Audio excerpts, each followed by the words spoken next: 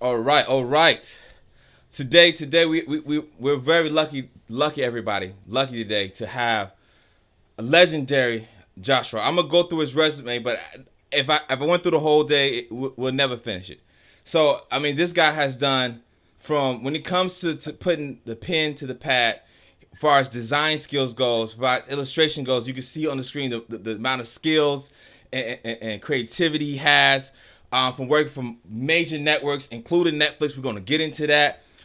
From character design, which if you don't know, he comes with the ideas for the characters. Okay, before he's the ideal guy. So if you want to know what design is from major industry, from major brands, he is the guy who gives you the first and the last. To be honest with you, design, aesthetics, and look, feel, vibe of the characters, from what the characters, what they look like, from their story, their backstory, all implemented into what the characters look. He is the creator of the person, of the individual, of the, if it could be anything out there, any race, any color, any creed, any age. He is the guy. This is Joshua.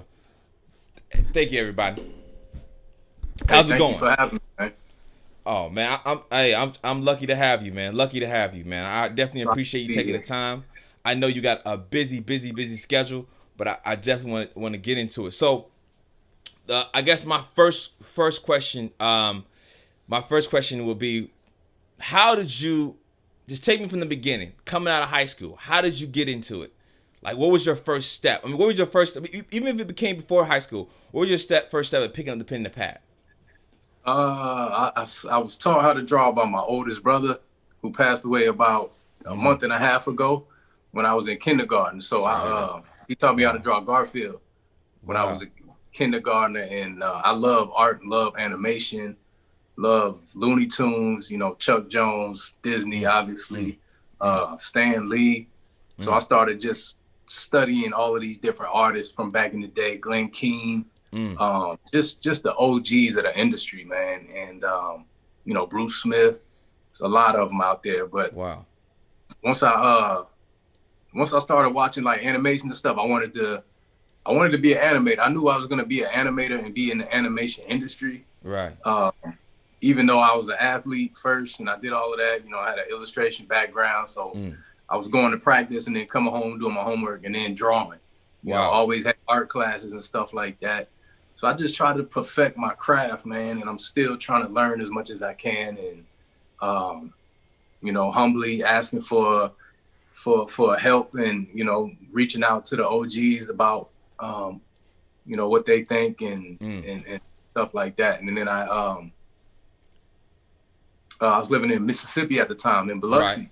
So Okay. I went to William Carey College. I went to Jefferson Davis. I was a Okay. graphic designer first. Wow. So Mississippi doesn't really have animation like that, like cartoon type animation. So I Okay. had to take once a type of artistic.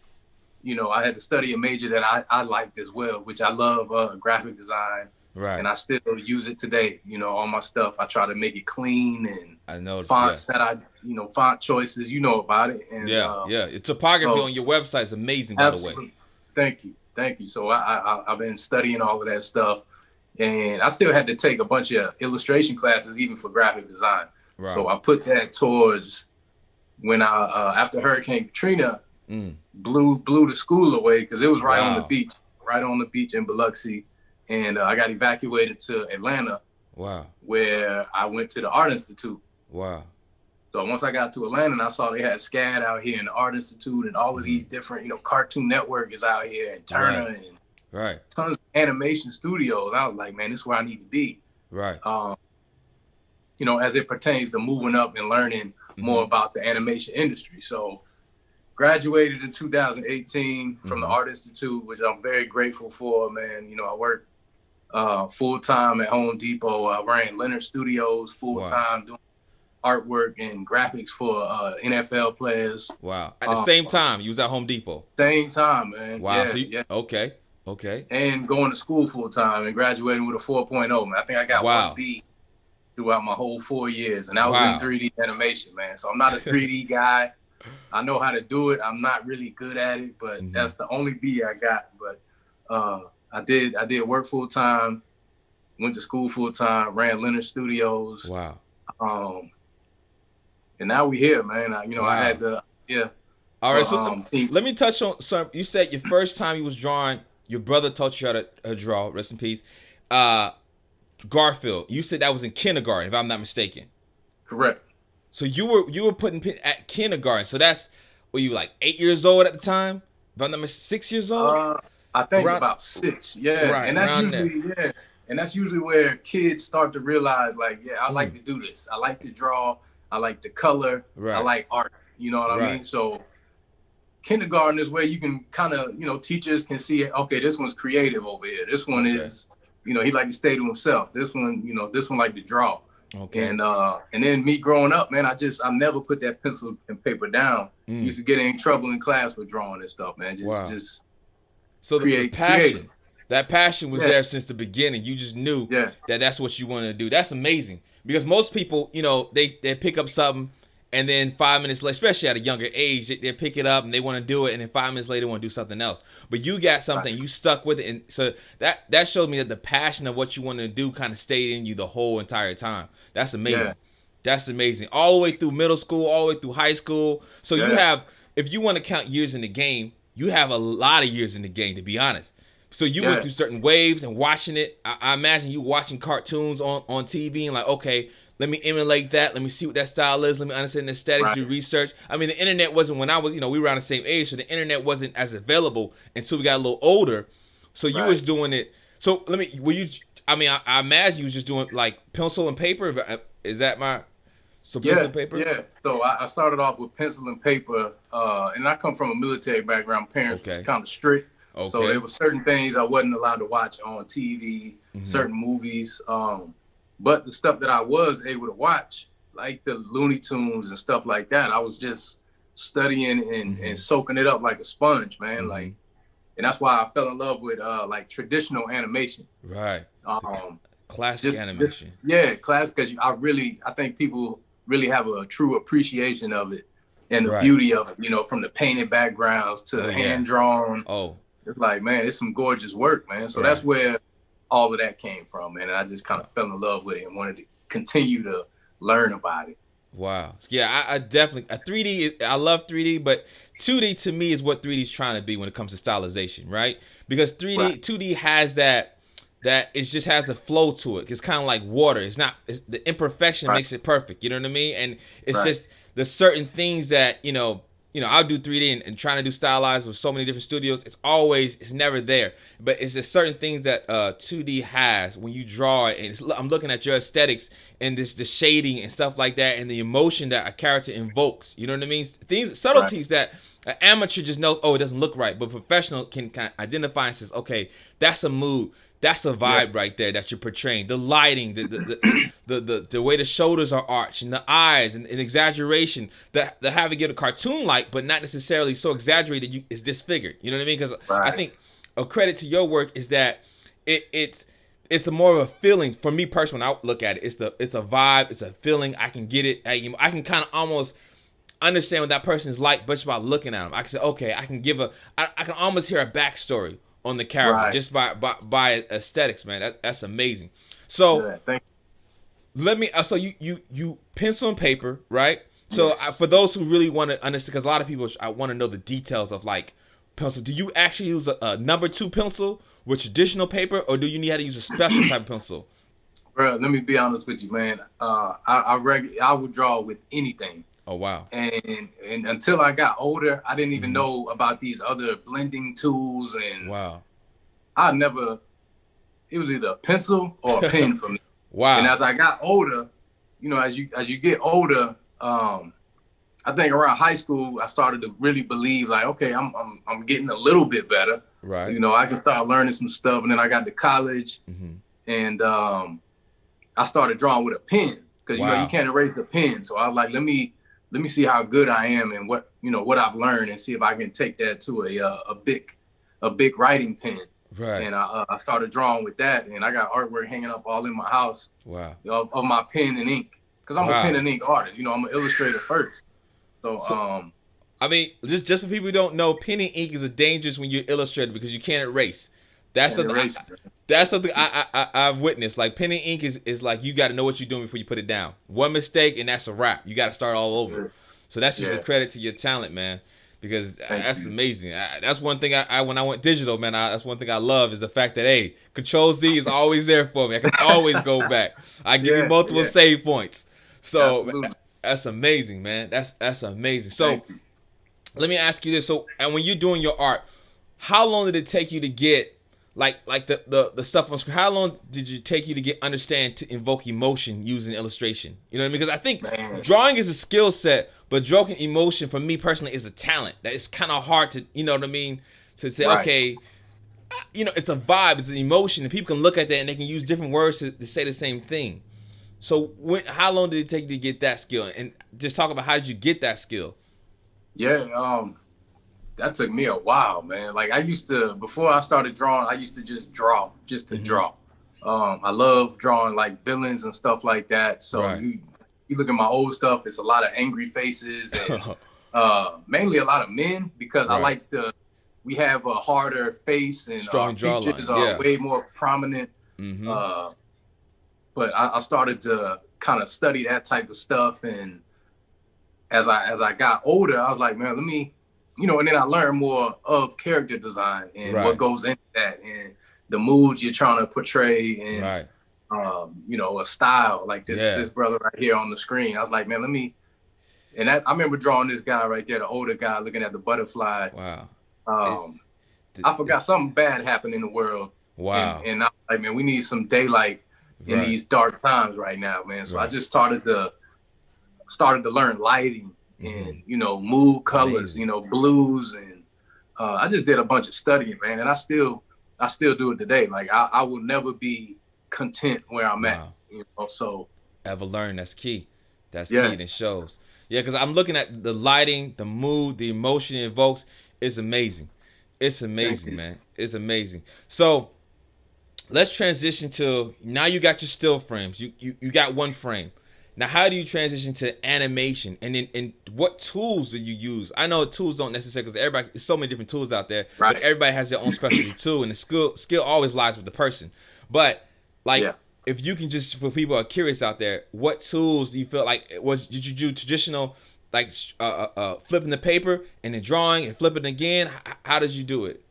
Yeah, I started off with traditional paper, hand drawn with the pegboard, just I mean old school Disney style. And then to save time and money, I went digital. So I think I was a sophomore at the Art Institute. I purchased I invested in a Cintiq.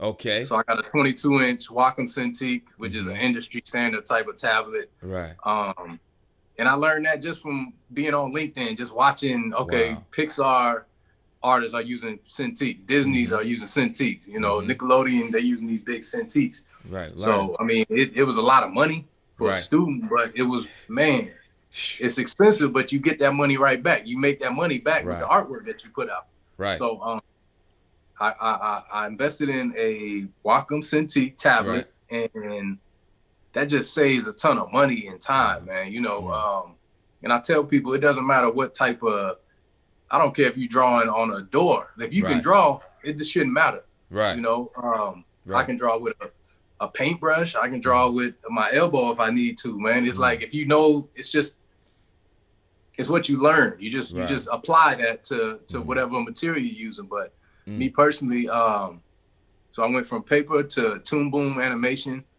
I used Adobe Animate, but Toon Boom, they actually sponsored me. So really dope program. That's amazing. Yeah, that's amazing. So Toon Boom, for those that don't know, is an animation program. You know what I mean? And it's pretty complicated because I've dove into it. It's a pretty complex program. There's a lot of doohickeys and knobs going on over there, just to be honest. But Toon Boom is specialized in animation. But so studying animation, what did you lean for as inspiration? Is it more or less that you look at the Disneys, right? Would you look more into the anime? You know what I mean? Or something I'm missing on. What was your like primary inspiration and secondary inspirations? Yeah. Primary was definitely Looney Tunes. You know, I definitely looked at Looney Tunes, Glenn Keane, Chuck Jones. If you're not familiar with Chuck Jones or Glenn Keane, Chuck Jones is the Looney Tunes creator. Didn't know that. Glenn Keane did Tarzan. So the animated Tarzan with the muscle structure. I mean, monster. That was nice. Yes. And I can't go without mentioning Glenn Keane also did Kobe Bryant's Dear Basketball. Wow. Which won an Oscar. So I mean, Glenn Keane is a monster. Yeah, man. It's so many. You know, like I said, Bruce Smith, who got the Proud Family. Right. You know, real OGs in the industry, man. I studied all of them, man. Wow. But yeah, that's where that came from. Wow. So we're animating. We're at the page where we're animating. We're doing it. But let's talk about your first industry job. Okay, you walk into the industry. You've studied. You've been doing it since you was a child. How was it when you first got your first industry job? When they said, "Okay, we need this done by X amount of time." You know what I mean? Not like you can play. Now you got a hardcore time now. You got people judging your work based on your pay. You know what I mean? It's not like, oh, somebody sitting online. It's real. It's real work now. So take me to your first job, industry job. Okay, so this is what a lot of people don't know. My very first industry gig was with a good friend of mine. Now her name is Chenzia. So Chenzia is the creator of she was at Illumination, did what is it, Despicable Me. Oh wow. She's not there anymore, but I mean Chenzia been in the game for a minute. DreamWorks. Wow. But she's working on a movie called Mila. And I was on Twitter one day and I happened to see this link up there for Mila, and they were looking for artists, and I'm a student, so I hit her up in the message. I'm like, hey, I'm interested. You know, I just want to learn. And that was me just wanting to get in the industry and learn. Right. For free. Wow. I was going to do it. I did it for free. I just wanted to learn. I wanted to build relationships and network. And they actually gave me a graphic design position for to work on Mila. So I did the illustration, did graphics, and it's just like any other job. And like I teach my daughter, I tell any other person or student that I talk to, like, you have to take pride in anything you touch and put your name on, because now everybody's watching. So it's just like school. They give you assignment. You know, I need this done by this date, this time, and I had it turned in. So shout out to Chenzia. She's a big time mentor of mine. She actually helped me get a bunch of like my Nickelodeon gig. Right. That was another. Wow. So that was my first paid industry. Yeah, that was my first paid industry joint right there. So I was going into Home Depot one day, and I had an email. They saw one of my artworks went viral on LinkedIn, and somebody from Nickelodeon, I guess a recruiter, saw it and they liked it, and so I got to do some character design work for 2 Nickelodeon shows that I can't speak on yet because they still in the works. But it was a blessing, man, just to be able to put Nickelodeon on my resume, and now Netflix. And I mean, it's truly a blessing, man. And these are my first 2 paid industry gigs. So I'm not like, oh yeah, I've been doing this for 37 years. No, like I just graduated 2 years ago. Wow. And I have 2 industry jobs where they pay me. So it just happens to be 2 dope studios that hired me, you know? So yeah, you started at the top. You started way up there. Man. That's a blessing, man. I mean, I guess when you got the talent and skill set, and you say your parents from the military, so they must have drilled that discipline in you. Because when you're an artist, and a lot of artists I notice, they're not successful because they don't have the discipline.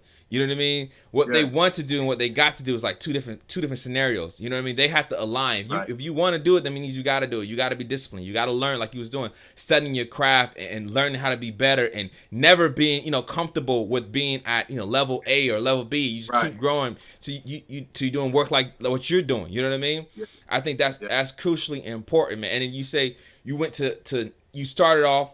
You found a job that had not necessarily exposure, because a lot of artists give you exposure, but a job where you can learn from. And it was not about the money, and you was learning. And then I imagine if the job wasn't paying, then you had to be working too. So you was going to work and then going to work. You know what I mean? So that's very important. And that's the hustle, and that's the grind. That's the passion that when you have for something, that you're not necessarily looking for dollars, because the dollar's going to come. And we're going to get to the dollars. But the dollar's going to come.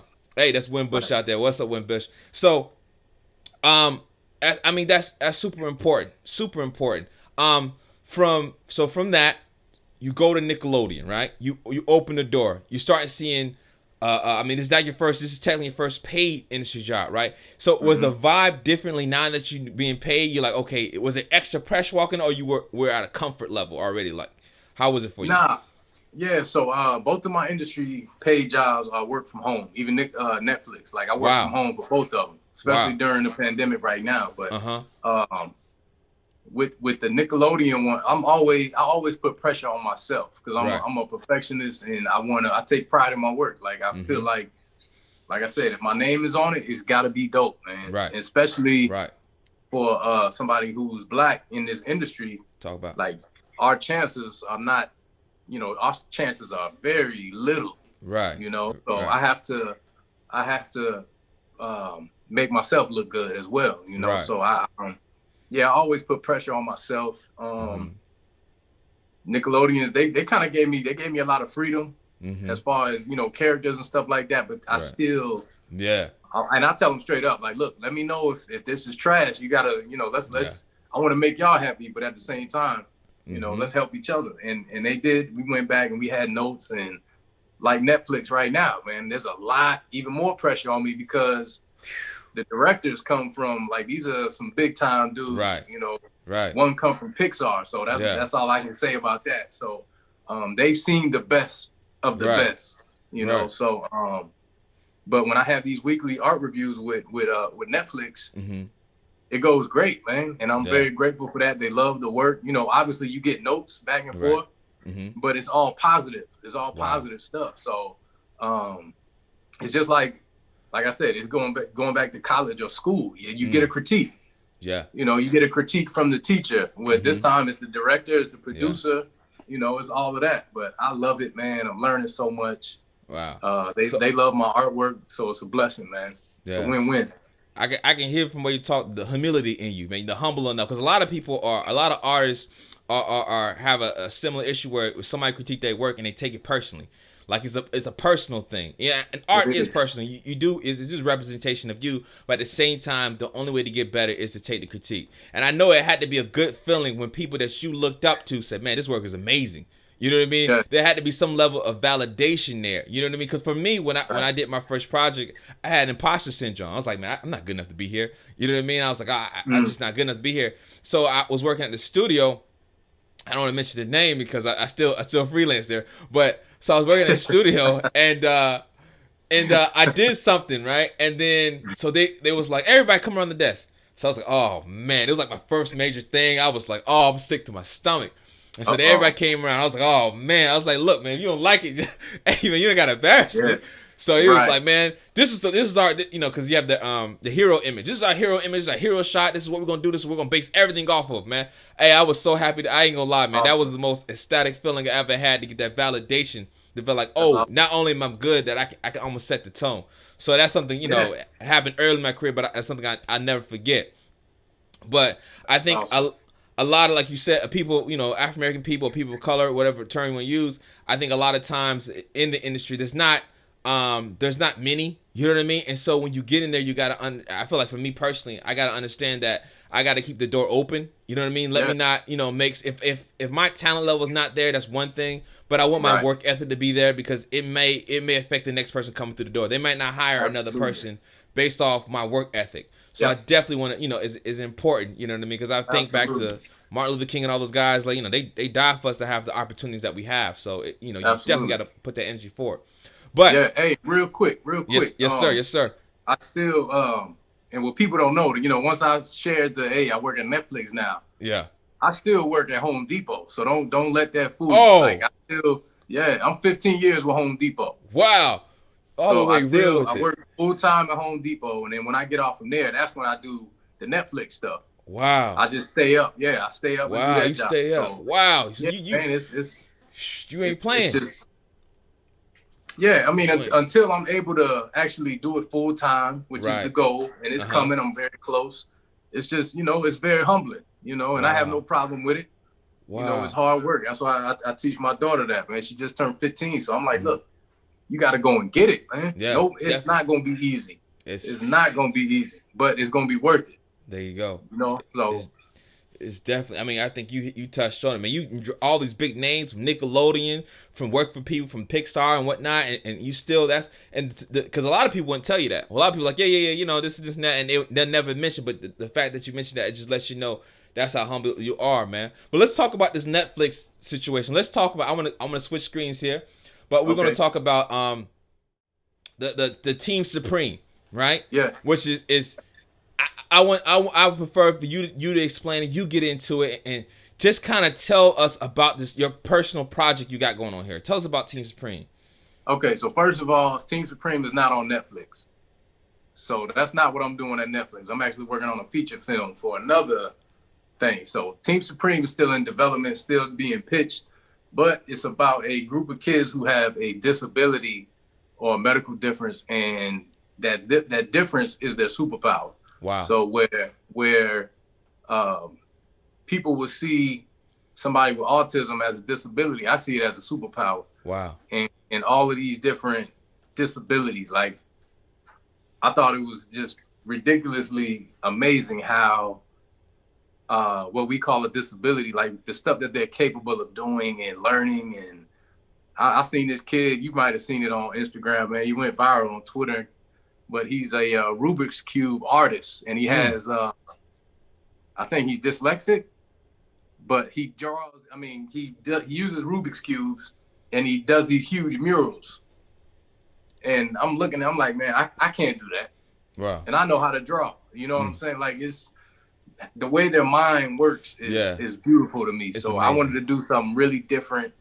And the idea for Team Supreme, it came from just bad representation in the animation industry. I was tired of it, man. I was tired of not seeing characters that are Indian, Black, you know, with a disability. You know, I always draw, even with my when I create characters at Netflix, I put characters with a gap in their mouth. I mean, like real. And when I did that, they loved it.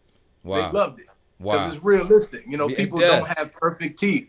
Yeah. You know, so anytime I'm drawing, I'm always gonna make something a wide nose. You know, just something different that the animation industry. Yeah, man. Like we tired of seeing all of that stuff, man. Let's do something new, man. Yeah, I think it humanizes it. You know what I mean? And absolutely. it gives a realistic thing, and I think it's important for people with with disabilities to I think representation is very important. You know what I mean? With all age, I think we need to be a reflection of us. You know what I mean? Like the TV should reflect us. So there's people out there with disabilities. I mean, there's people out there with different nationalities and different backgrounds, and I think that makes for a more interesting show because you get to see everything kind of collide, and it helps in the storytelling. So I think that's amazing. But what inspired you to go and say, well, I want to focus on somebody with a disability? What was that? What did something happen one day? Were you upset just not seeing it? What was the spark? Yeah, it was. So it started off with the animation industry being less than, I think, 3% Black people in it. Wow. So I was like, you know what? Not only are they not hiring us or showing us on TV in these shows and cartoons, there's no people with a disability either. Like, wow. So I'm here to represent the people who are othered, or underrepresented. And that's where it came from, man. I really wanted to step outside of the box and really create something that nobody has ever seen. And people will say, oh, well, X-Men already did that. They kind of did that. Right. They touched on it, but they kind of touched on it. Yeah, but it's not. So not the way we're doing it over here. And, my team, shout out Jason Weaver, Lena Wade, Hillman Grad, everybody that's working on this show with me. We've consulted people with these medical differences, and I mean, we really did our background check and we really studied all of this stuff, the behaviors, and so it's not just a cartoon. Like it's gonna be a dope show, but at the same time, you're gonna learn something as well. So that's what I want to do, man. I want to normalize all of this stuff. Like there's not everybody. We all have a disability. That's what people don't realize. Everybody. Like I have one, so, but I love everybody as well. I'm not, it's 2020 and look what we still talking about race. Like, It's amazing. Come on, man. Like I judge you based on your character, man. How do you treat people? Exactly. You know, so Exactly. I don't get into all of that. Oh, this one's black, this one's white, this one has you know, he's an amputee. Right. I don't listen. If you're a good human being, that's all that matters, man. That's all that's important. Let's push it That's forward. That's important. And one thing I'll touch on is like you say, everyone has a disability, and I think that's crucial to understand. Like even going through school, I've seen people learn disabilities, and it's a weird word using disability. It's a different ability. I feel like because one person in my class who was great at memorization, but he, you know, his math skills wasn't there. You know what I mean? But and one person was good at one thing, wasn't good at. I know I was a visual learner, so when it came to graphs and charts, I was able to run faster than others. But I think it's important. I think we put everybody in this funnel and try to say you got to learn one way, and I think it's not necessarily correct, and a lot of people get left behind because their learning path is a little different. You know what I mean? Right. So especially I would say I think a lot of African Americans and our people of color are more visual learners. So I think that medium really helps, man. So I think what you're doing is amazing for a lot, and it encourages and nourishes and informs a lot of people. Say, you know, because I didn't know that I had a slight learning disability. I didn't even know. I was like, man, I could have, you know, there's, you know, certain ways you can learn. I said I could have executed a lot faster in my life if I knew this earlier. But that knowledge wasn't as available as when we were younger. So I think that's super crucial. But so let's talk about the balance of it all, right? So you're doing all this, you're working 2 jobs, you're doing amazing work, you're steadfast at it. Let's talk about aspect. What do you do in your downtime? How do you relax? I mean, you talked about how you play sports in high school. Is that something you watch? I mean, what's your downtime look like? Yeah, I'm really big on controlling my peace, you know, and I teach my daughter that. I'm like, look, man, you can wake up and think, oh, I'm gonna have a bad day. Like I control my peace. I'm not on social media real heavy. I'll post artwork and get off because it's so negative and everybody looks the same. Everybody acts the same. Right. And I mean, what makes us so dope is how different we all are. And that's what we need to kind of control. But I definitely, so basically I wake up and go to the gym. I come home and eat and go straight to work. Right. And then on my off days, I usually just relax, man. I rest. I watch movies. I love movies. Okay. I study movies. You know how they shot the scene. You know the pan. I study all of that stuff, man. And I mean in real live action. Right. And then I see how I can apply it towards animation as well, because I want to do something different for Team Supreme. And so I really control my peace, man. I'm not out. Like if I don't have to go get toilet paper and food, I'll stay home, man. I don't need to be out. I don't need to be seen. I'm not looking for attention.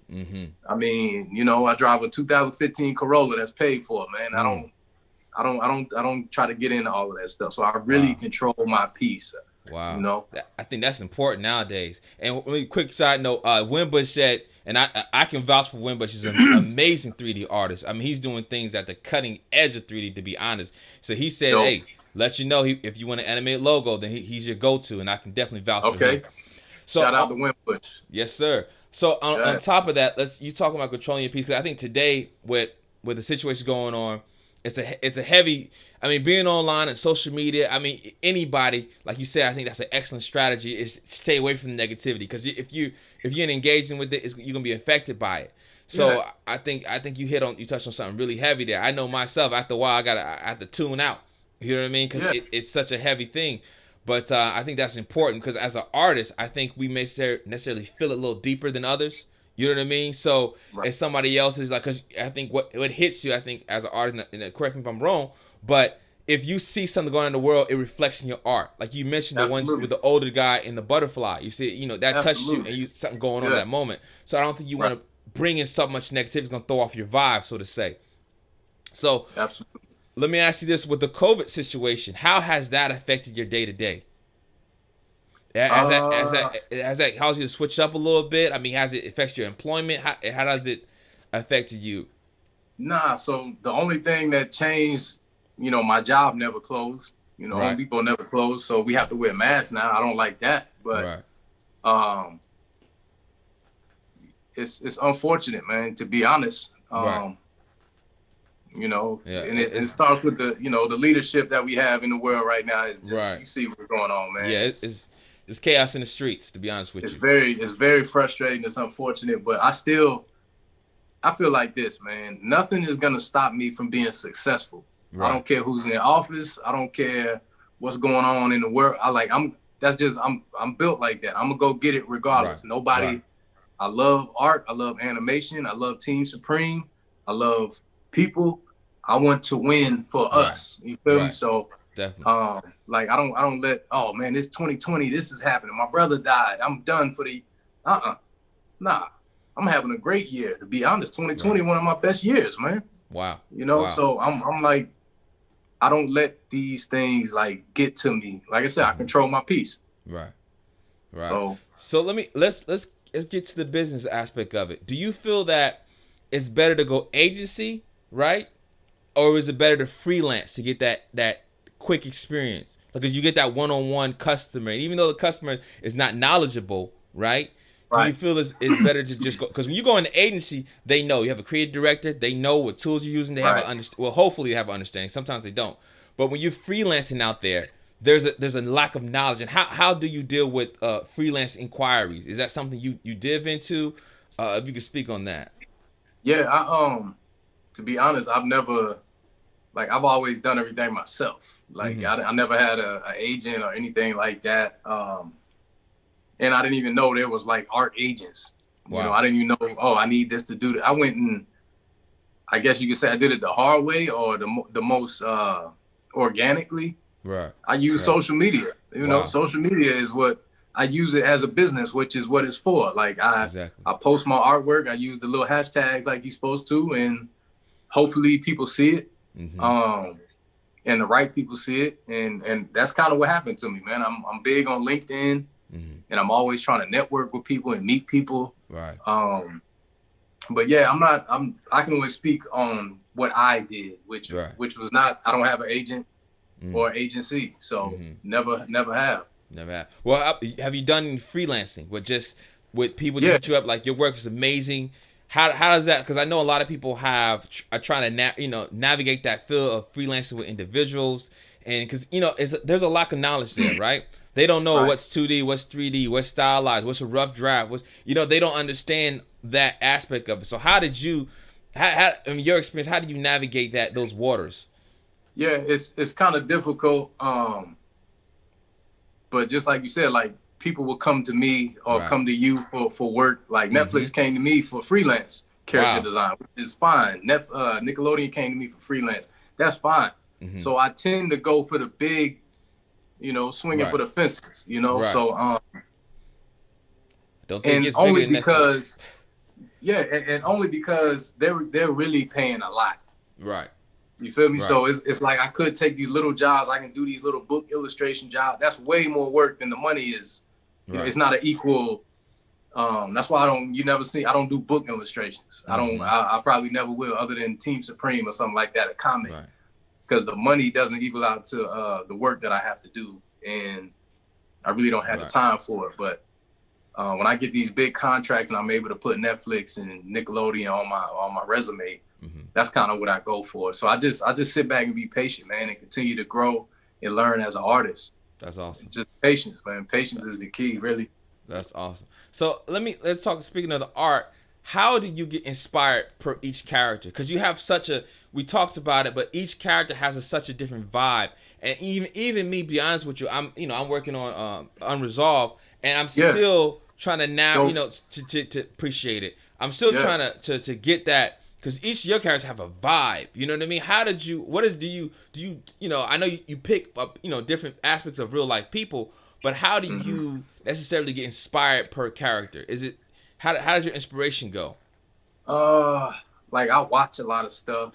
I study a lot of stuff. I like to exaggerate on features and things like that. Like when I'm drawing, I may be like, okay, I'm gonna draw a woman. Right.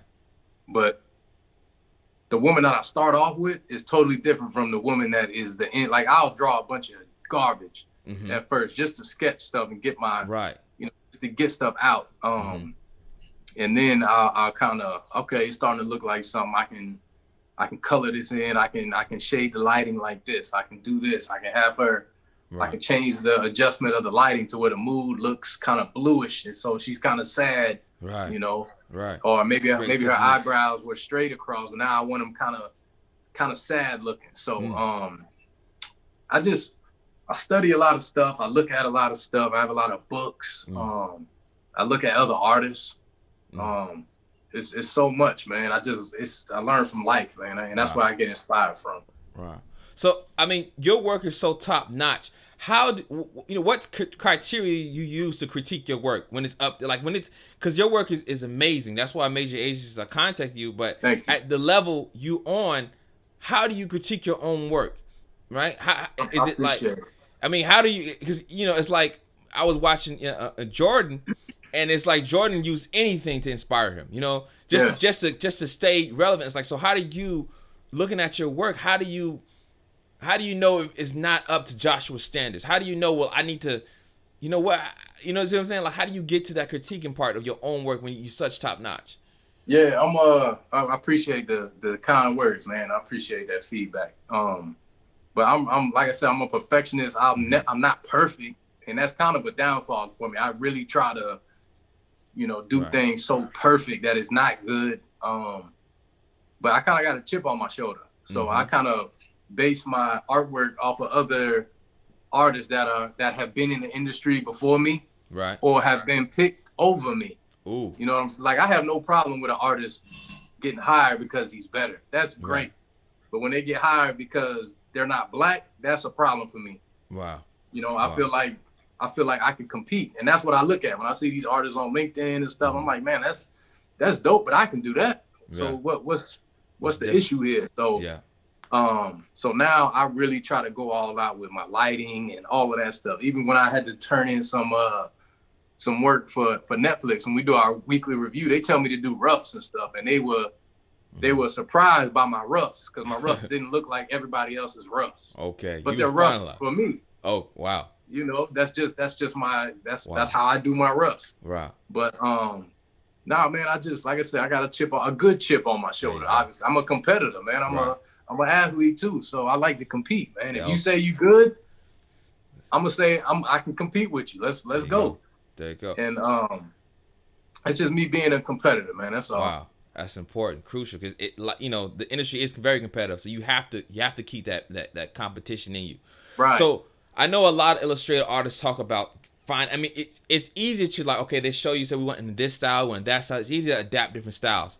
But my question is this: how did you develop your own style? You know what I mean? Because that's, to me, as an artist, that's the hardest part. I feel like, copying somebody else's style with your storytelling or whatever visual medium you're doing is easy. You can see it, and you're good enough, you can be able to copy everything.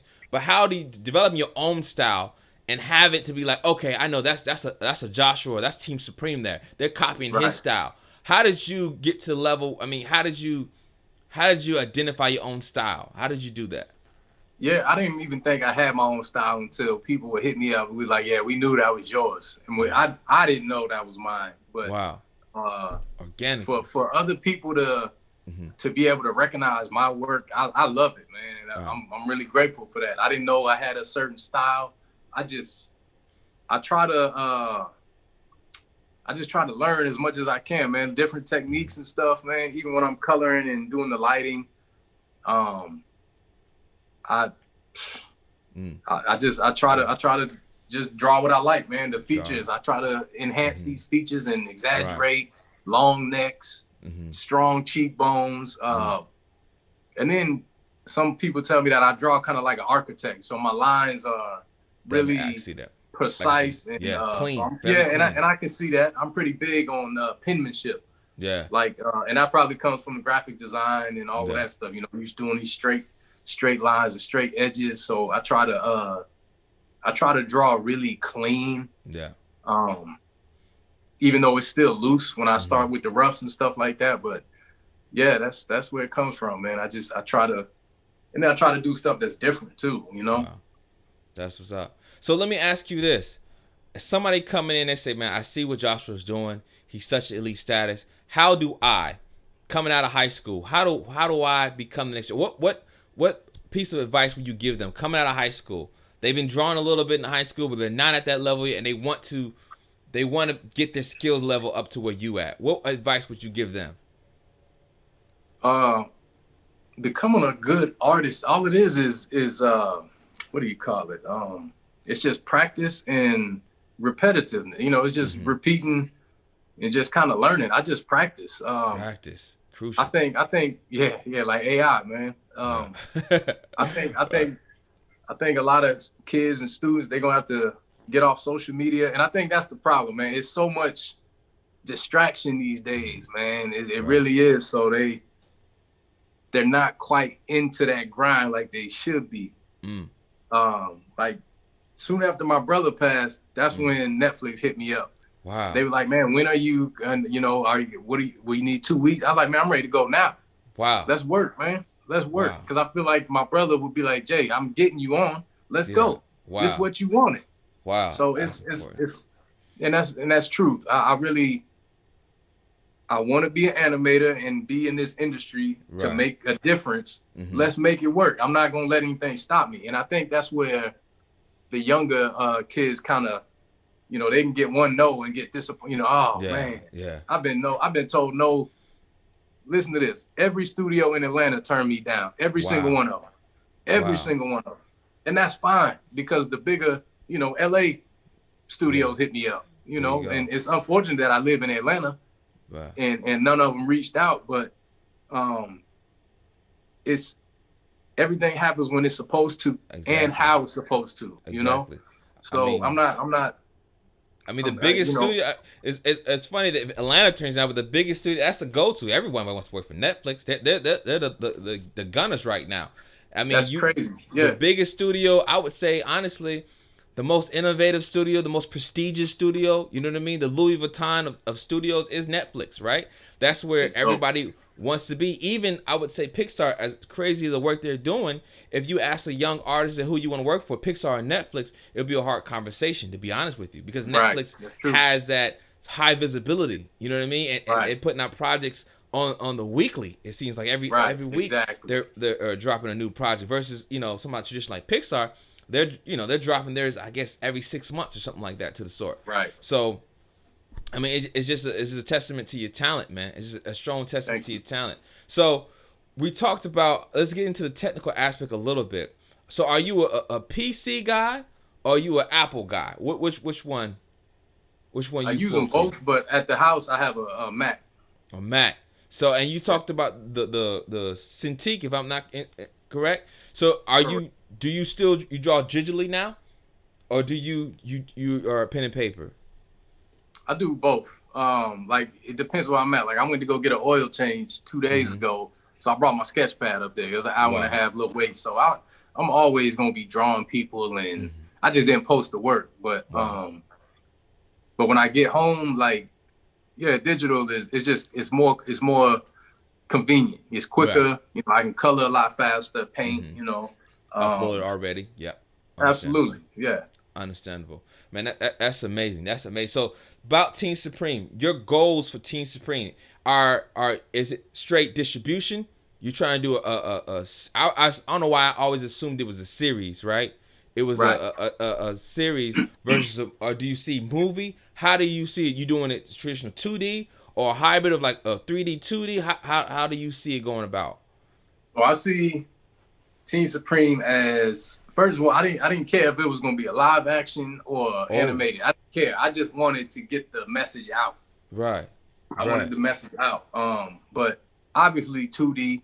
I definitely want a series. I definitely want a movie. I want a video game. I want toys. Right. I already got the merchandise and stuff. Yes. You know, so and that's kind of where we at. There's some good news coming that I can't speak on, but me and my team, Jason Weaver and Lena and Rishi and Alex and Giselle, my writer, who's also hearing impaired.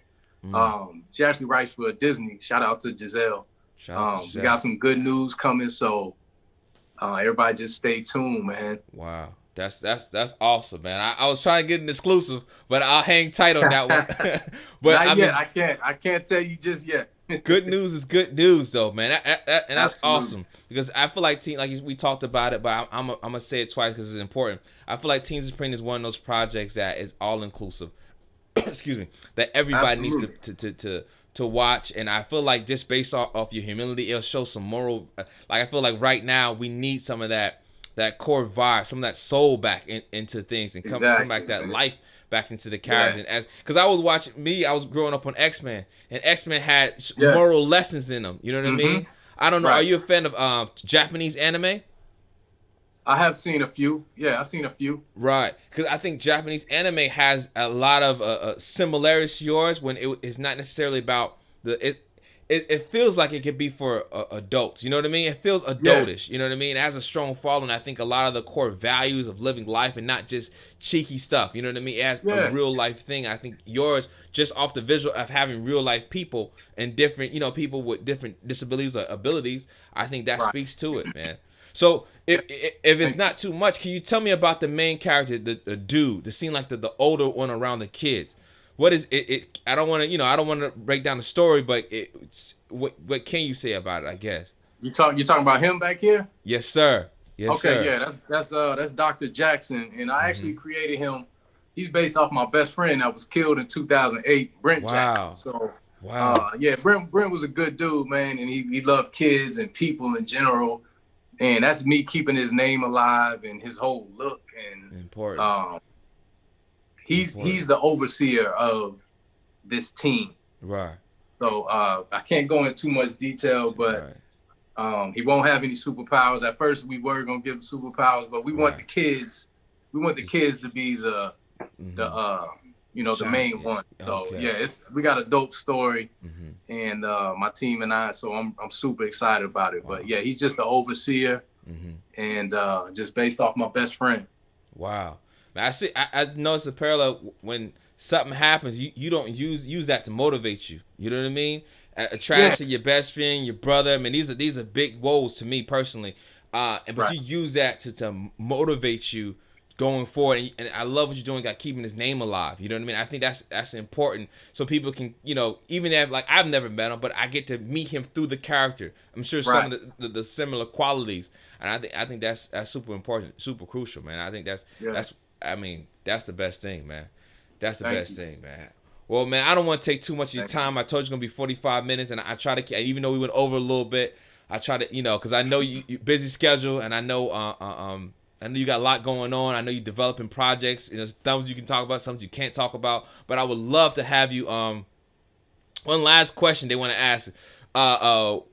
Did you go to school for animation, or are you self-taught? And I think I'll let you. We touched on it, but I'll let you answer directly. Yeah, I've been drawing my whole life and taking art classes just growing up, and then I went to the Art Institute to learn actual animation.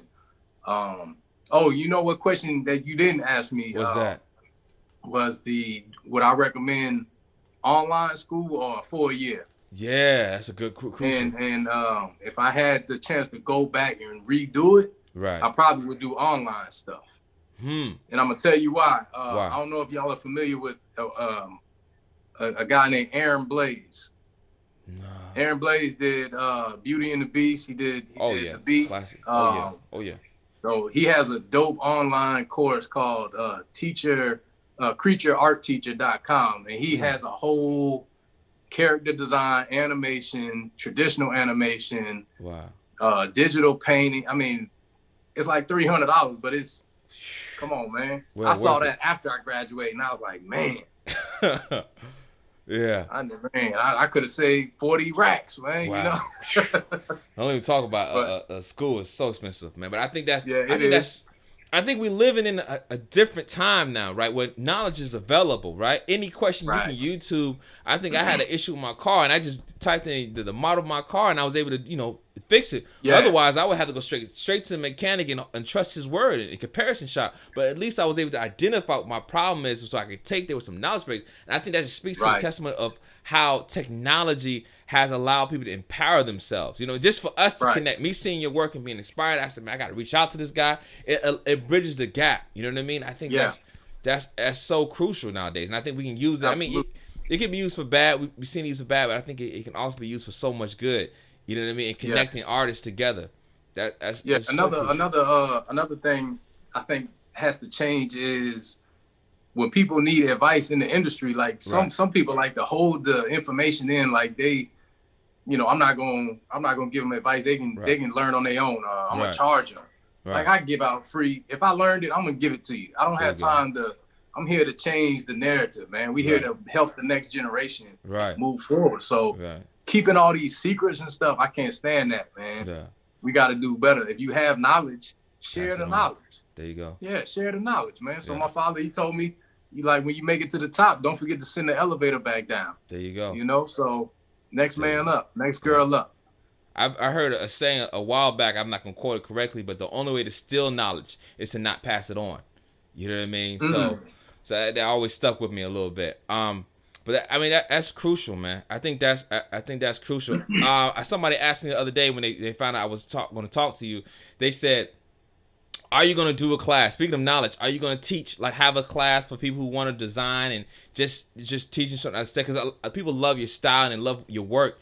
So you got any plans to do any classes? I know you're already busy, but is that in your thought? Are you thinking of that? Yeah, to be honest, man, I want to open up a school, man. Oh, wow. That's one of my goals down the line. Yeah, I want to open up a school or some type of facility. Mm-hmm. And it'll be free, man. Wow. You know, and people come in there and learn some stuff, and so yeah, that's a big goal that I have, and I'm gonna get it. There you go. I'm gonna get it.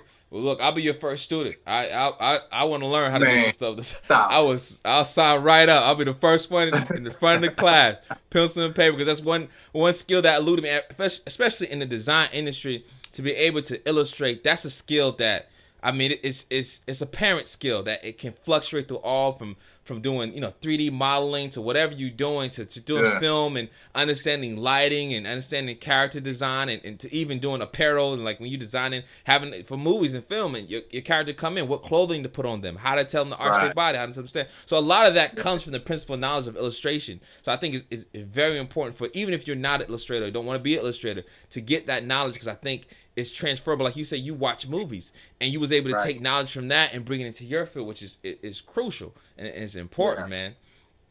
So I think that's is inspiring, man. It's very inspiring, man. So definitely, because you could still do some online classes. Like I do online classes to teach. You know what I mean? Just starting off small. I think a lot of people would love to sign up. I know I'll be the first one there though. And I thought about doing. I have a YouTube channel, but I haven't I don't have the setup to the camera and all of that. Right. But when I do, I probably will. I thought about doing a Patreon. And it's a lot of stuff, but I just got so busy, man. Understandable. So busy. Understandable. I'm trying to launch this YouTube channel. Subscribe, by the way. And I literally I was with you. I had so much going on, but like we say, it's about it was so many dope artists that I wanted to have the opportunity to speak with, not only just reaching out personally, but I wanted to other people to see the conversations and get, because it may be one thing in that may trigger your knowledge, I can do this, or just to see, because you don't get a chance to see the people actually doing the work. You know what I mean? Right. Who illustrated? You can Google them up and look them up, but who drew this? What's their day to day? And I think a lot of that is making it so people can kind of get it. It makes it real. You know what I mean? Man, I seen this guy. I seen his Instagram. I can actually comment on this page and get at least get some connection. Right. I think that's important. That's crucial, man. I think it's awesome what you're doing, man. So thank you. Let's talk about the apparel. Do you have? I seen it online. I definitely gonna get me a shirt. You know what I mean? Is that something you're gonna go into? Because when you have that design aesthetic, and I seen the clothing they wear, is that something you thought about going into? Going to the apparel area of design? Absolutely. Yeah, absolutely. And I've been designing shirts and stuff like that. Mm-hmm. And I actually have the Zeke costume. Well, not the costume, but I have his shirt. Mm-hmm. This one right here. I have that already made. I wore that in another interview. But it'll be like that Under Armour material, real tight, just like they have the Spider-Man stuff. Fitted. But I want kids to, just like they wear their Batman stuff and their Black Panther stuff. I want Team Supreme everywhere. Everything, man. I have hats, shirts. I'm gonna have blankets. I have towels already, backpacks. So that's definitely gonna be a whole Team Supreme look. Man, I can't wait till I go to the next cosplay event, and see everybody dressed up as Team Supreme. Man, you know what I mean? That'd be amazing right there. Yeah, it's coming. Inevitable. It's inevitable. I like to say the word inevitable because I know it's guaranteed, man. So, Yes, sir. Man. Thank you. Thank you, man. So I definitely appreciate you taking the time, man. I definitely want to come back. I know you got projects in the work. I definitely want to. I know if you can just. I know your schedule's really busy, and I understand that. But I definitely would love to have you over again, just to have just to have the conversation that when you need to think of it, if you need to vibe out and just want to have a conversation online and talk to the fans and see what the progress, because they're curious to see what the progress is and whatnot. So okay. Man, I appreciate you taking the time to enlighten us and being transparent and being humble and doing something for the culture, not just our culture but all culture, because I think it's all shared. Man, I really appreciate it. I just want to give you a thank you and an appreciation, man, and give you roses while you're here. So they say. So I mean, anything you want to just say to the people before we sign off, or anything you want to get off, or anything you want to let them know? Yeah, just, I appreciate everybody listening in. Thank you for having me. And whenever I'm able to start sharing some news, like this good news, I'll be glad to come back and share it live with you again, man. Oh, man, I would love to get the exclusives. I would love it, man. All right, man. I appreciate everybody for tuning in. I appreciate everybody in the comments. We appreciate you reaching out and watching. And please subscribe, like, and share, and follow. All that good stuff, man. So y'all take it easy and have a blessed day.